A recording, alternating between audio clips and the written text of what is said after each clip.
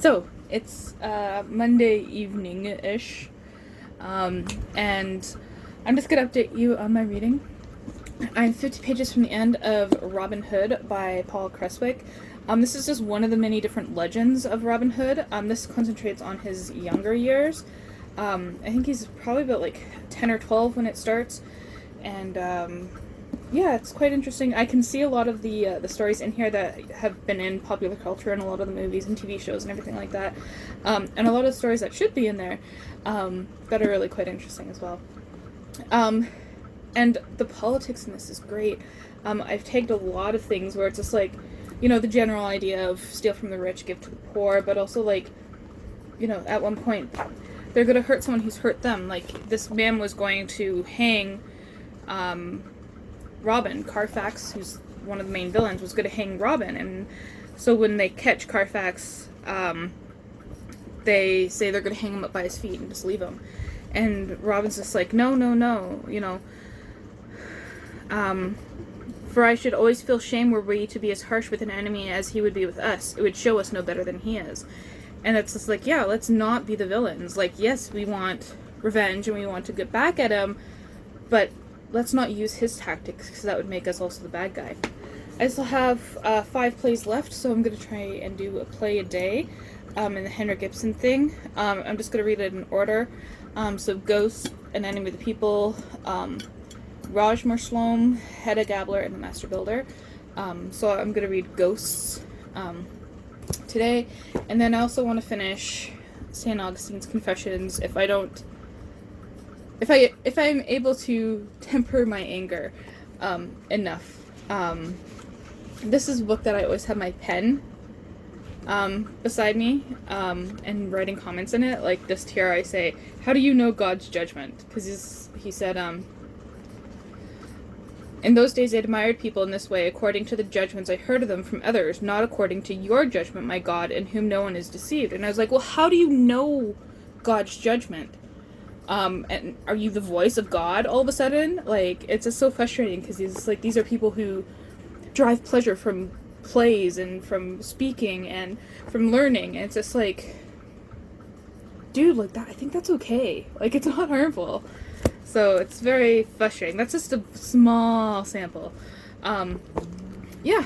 And, I also cooked some eggplant parmesan for the first time, and it is really good.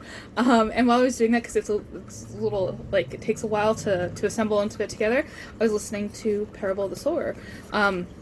I finished another disc on that, so I'm looking forward to continuing with that.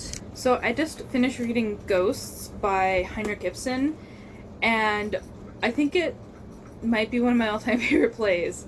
It is amazing. I was on the edge of my seat for so much of it, because there's a lot of, like, intrigue and, is something going to happen? Is she going to, tell them the vital information in time? You sit there and you're just like, oh my god, I have to hear this. But it's while it's not action-packed, but it has that sense of urgency. And there's a lot of discussion about, judging people, and such. And the reason it's called Ghosts is because of this quote, and I really wanted to share it with you.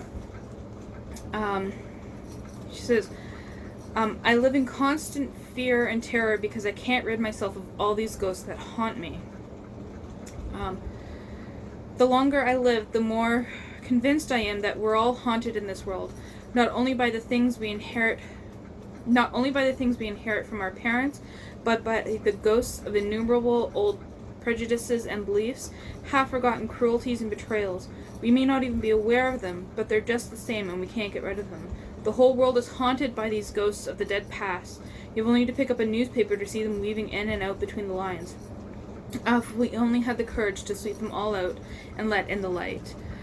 And it deals with so many social issues in just such a short amount of pages. It's just over 100 pages here. That's 50 pages. Sorry, just over 50 pages.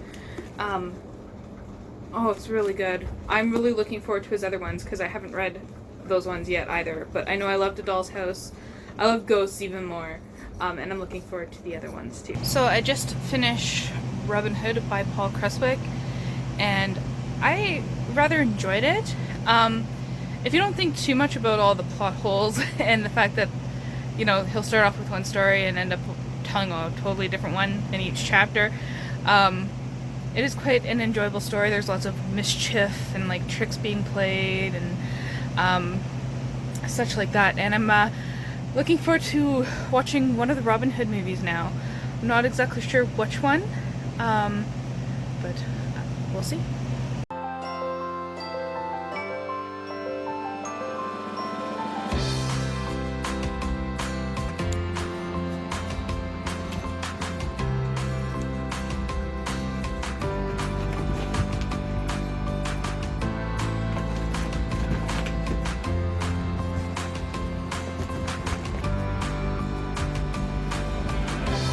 So it's Thursday now, and I just finished listening to The Rise and Fall of the Dinosaurs by Steve Brusatte, and it's amazing.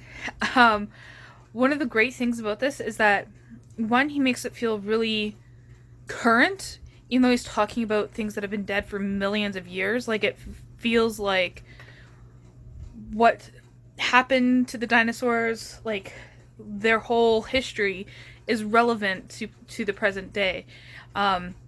And then another thing that I really liked about it is that I came out of it feeling like an expert on dinosaurs. You know, I'm not, but I feel like he gave us so much information in such a ways to make it understandable, that you feel like then you can go out and share that information with other people. And I love it when nonfiction does that. Hello. Oh, I'm so used to the camera being over here. Sorry. I just finished reading another Ibsen play. I read An Enemy of the People, which is very relevant to today. So the basic premise of the play is that this doctor who's so in love with his community has set up these baths, public baths that are really good for your health. But then he starts getting suspicious and sends the water out for testing and discovers that there's a lot of poison in the water, specifically coming from the mills and everything. So he decides that he's gonna share this truth with the town. He's got to. Like, we're poisoning people. We're not actually helping them. They're not actually healthy. Everyone's like, yeah, let's do it. And then the mayor's just like, no, you gotta stop. I don't believe what you're saying. I think the direct quote here is, I find myself unconvinced by your report. I cannot fully persuade myself that conditions are as critical as your statement represents. And then he starts presenting all these things as like, well, the people are going to have to pay for it then. The people who own the bath aren't gonna pay for it. And the town's gonna have to shut down for 2 years while we do everything. And by the way, what's your motive for all this? Like, I don't believe that you actually believe in truth and science and all this. I think you're just after the money, and you're upset that we did this thing to you. And it's just like, it's about how public opinion can be swayed so easily, and how you don't want to introduce new things. At one point the mayor says, believe me, the public has no need of new ideas. It's better off without them. The best way to serve the public is to give them what it's used to. And this speaks so much to today, especially in regards to things that have scientific facts behind them, like climate change and all that. And, you know, people just completely saying, oh no, the scientists have different motives. They're not telling the truth. Don't the people who, you know, wouldn't you suspect the people who are profiting off of these things, like the oil companies, like the food companies, all this stuff that are benefiting off of destroying the environment, don't you think that they have more motive than, you know, a scientist saying, look, we have to completely change our society because these things are going to hurt us in the long run? And it's just, this play was really good at coming out with that. There were some troubling things. At one point I thought he was arguing for eugenics. Turns out it was just a really bad metaphor.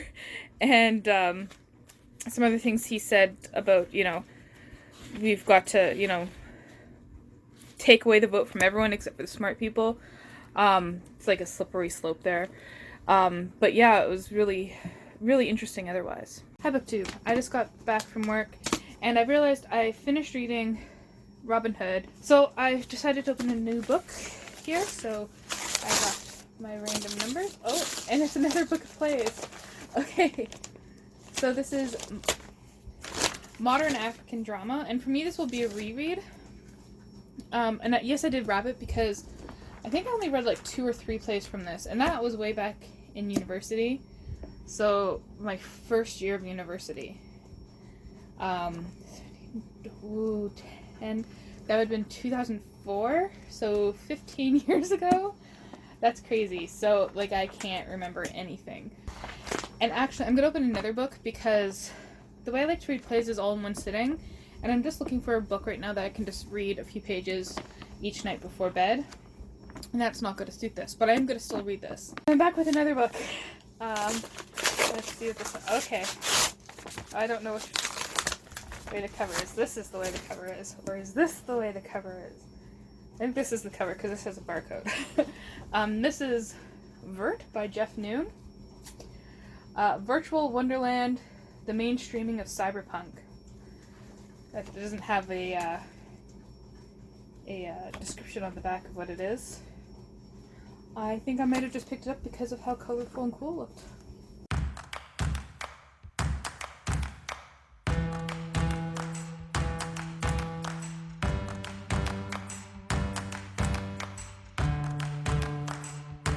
At one point in The Rise and Fall of Dinosaurs, the author, Brisati, is looking out his window and says he sees a dinosaur and then reveals it to be a seagull.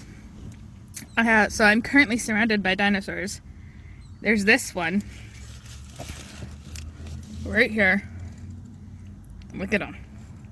He's just like, yeah, I want your food, because I'm eating in a parking lot right now because I have a bit of time.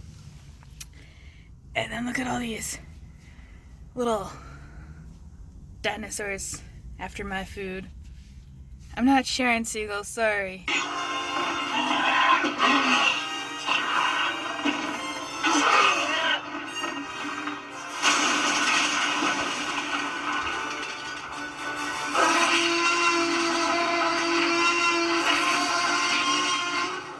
So I just got done reading Rashomon. I'm not entirely sure how to pronounce that. By Henrik Ibsen, and it's much less political than his other ones. There's still a bit of politics and the idea of free thinking and stuff, but it's more about relationships, particularly this intense friendship between a man and woman, and it's quite interesting. That ending had me totally unexpected. I was like gasping.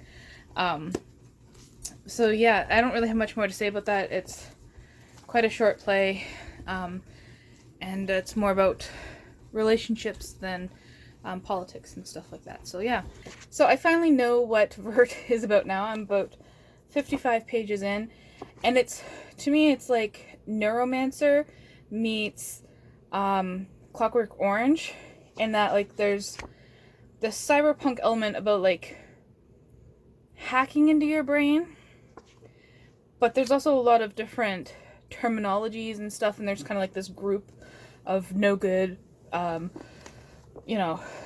drug users type thing. So yeah, that's kind of what it's about so far. It's about, more specifically, it's about this drug, Vert, which I think stands for something like virtual reality or something like that. So you basically put a feather in your mouth and it triggers you to believing in a different reality for a short while. And you can do it as a group, you can do it by yourself. But it can also evolve into like this alien life form. And this guy that we're following lost his girlfriend in one of the virtual realities, I think. Or he's just done so many drugs that his brain's messed up. And they have one of these aliens. And that's about where I've gotten to so far. I will keep reading. It is really quite weird, really interesting premise. So I'm interested to see where it goes.